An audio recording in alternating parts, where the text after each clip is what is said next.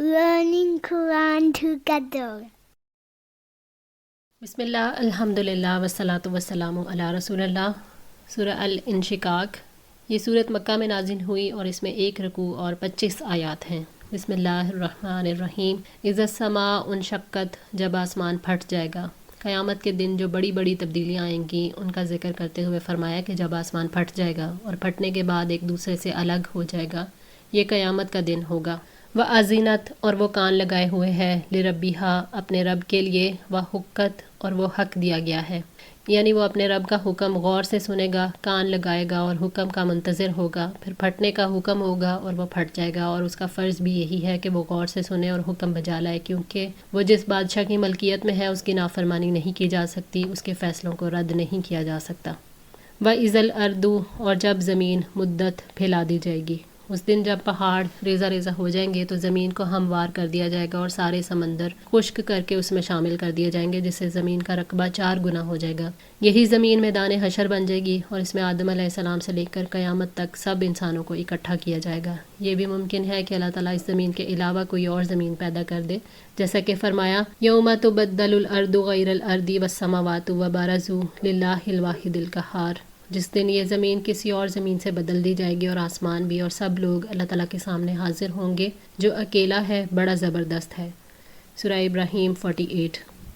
وَأَلْقَتْ، اور وہ ڈال دے گی، ما فیہا، جو کچھ اس کے اندر ہے، وَتَخَلَّتْ، اور خالی ہو جائے گی۔ زمین اپنے خزانے اور مردے باہر نکال کر پھینک دے گی۔ حضرت ابو ہریرہ رضی اللہ تعالیٰ عنہ بیان کرتے ہیں کہ نبی صلی اللہ علیہ وآلہ وسلم نے فرمایا، زمین اپنے پوشیدہ خزانے اگل دے گی اور وہ سونے اور چاندی کے ستونوں کی مانند ہوں گے۔ قاتل آئے گا اور ان کو دیکھ کر کہے گا، افسوس، میں نے اسی کے لالچ میں فلاں کو قتل کیا۔ رشتے ناطے قطع کرنے والا آئے گا اور کہے گا، افسوس، میں نے اس کے لالچ میں توڑا تھا۔ چور آئے گا اور کہے گا کہ افسوس، اسی کے لالچ میں میرا ہاتھ کاٹا گیا۔ پھر وہ سب اسے چھوڑ کر چلے جائیں گے اور وہ اس میں سے کچھ بھی نہیں لیں گے۔ صحیح مسلم 2341۔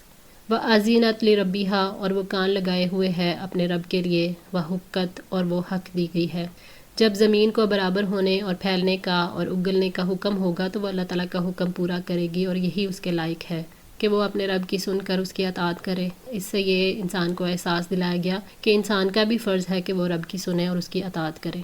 یا ایھا الانسان، اے انسان، انکا کادح الی ربک، تو اپنے رب کی طرف محنت کرنے والا ہے، قدحن، خوب محنت، فملاقیہ، پھر اس سے ملنے والا ہے۔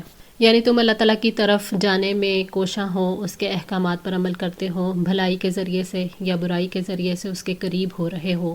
پھر قیامت کے دن تم اللہ تعالیٰ سے ملاقات کرو گے، پھر تم اس کی طرف سے فضل کے ساتھ یا عدل کے ساتھ جزا سے محروم نہیں ہوگے۔ اگر خوش بخت نکلے تو جزا فضل پر مبنی ہوگی، اور اگر بدبخت نکلے تو سزا عدل پر مبنی ہوگی۔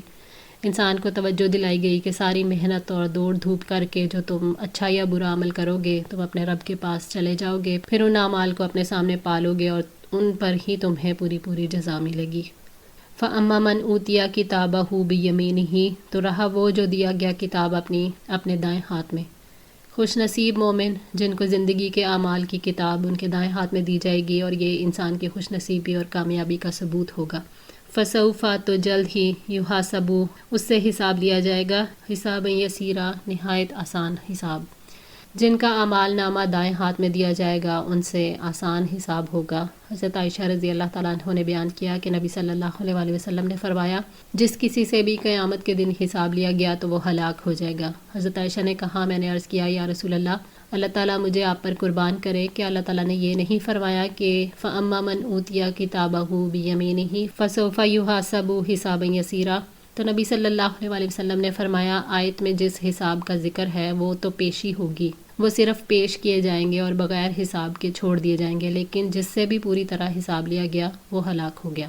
صحیح بخاری 4939۔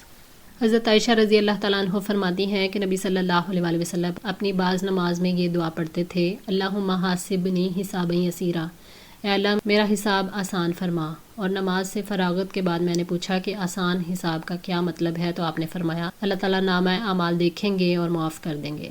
مسند احمد۔ وَيَنْقَلِبُ، اور وہ لوٹے گا، اِلیٰ اہلہ، اپنے گھر والوں کی طرف، مسرورا، خوش نصیب مومن جنت میں اپنے گھر والوں کی طرف خوش لوٹے گا، کیونکہ وہ عذاب سے بچ کر ثواب حاصل کر کے آئے گا۔ جنت کے گھر والوں میں حوریں ہوں گی، مومنوں کی عورتیں، نیک اولاد، ان سب کو اللہ تعالیٰ جمع کر دے گا۔ وَأَمَّا مَنْ أُوتِيَ كِتَابَهُ، اور رہا وہ جو دیا گیا کتاب اپنی، وَرَاءَ ظَهْرِهِ، پیچھے اپنی پشت کے، جس کا نامہ اعمال پیٹھ پیچھے سے بائیں ہاتھ میں دیا جائے گا، اس کے لیے ہلاکت ہی ہلاکت ہے۔ بائیں ہاتھ والوں کو جب ان کے بائیں ہاتھ میں اعمال نامے تھامنے کو کہا جائے گا تو وہ ہاتھ پیچھے کر لیں گے، پھر پیچھے سے ہی نامہ اعمال انہیں دیا جائے گا۔ فَسَوْفَ، تو ان قریب، يَدْعُو ثُبُورًا، وہ بڑی ہلاکت کو پکارے گا، یعنی جب وہ برے اعمال جن سے اس نے توبہ نہیں کی تھی اپنے نامہ اعمال میں پائے گا تو رسوائی اور ذلت سے موت کو پکارے گا۔ بائیں ہاتھ میں اعمال نامے ملتے ہی اس کی چیخیں شروع ہو جائیں گی اور کہے گا میں مارا گیا، ہلاک ہو گیا۔ وَيَصْلَىٰ، اور وہ جلے گا، سعیرا، بھڑکتی آگ میں، جہنم کی بھڑکتی ہوئی آگ اسے اپنے گھیرے میں لے لے گی تو وہ اس میں خود ہی گر پڑے گا۔ اِنَّهُ كَانَ فِي أَهْلِهِ مَسْرُورًا، بلا شبہ وہ اپنے گھر والوں میں خوش تھا، دنیا میں اپنے گھر والوں میں موج اڑاتا تھا، حلال حرام ہر راستے میں مال اکٹھا کرتا رہا، خود بھی عیش کرتا رہا اور گھر والوں کو بھی کرواتا رہا، اس کے دل میں موت کے بعد کی زندگی کے لیے کبھی کوئی خیال ہی نہیں آتا تھا۔ اِنَّهُ ظَنَّ، بے شک وہ سمجھتا تھا، أَن لَن يَحُورَ، کہ وہ ہرگز واپس نہیں لوٹے گا۔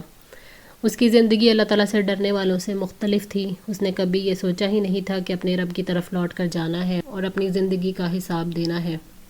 بلا، کیوں نہیں، ان ربہ کان بہ بصیرا، بے شک اس کا رب اسے خوب دیکھنے والا تھا، یعنی اس کا رب اس وقت سے اسے دیکھ رہا تھا جب اس کی روح آئی، ماں کے پیٹ میں اس کا بدن بن رہا تھا، پھر پیدا ہونے کے بعد وہ کیا کام کرتا رہا۔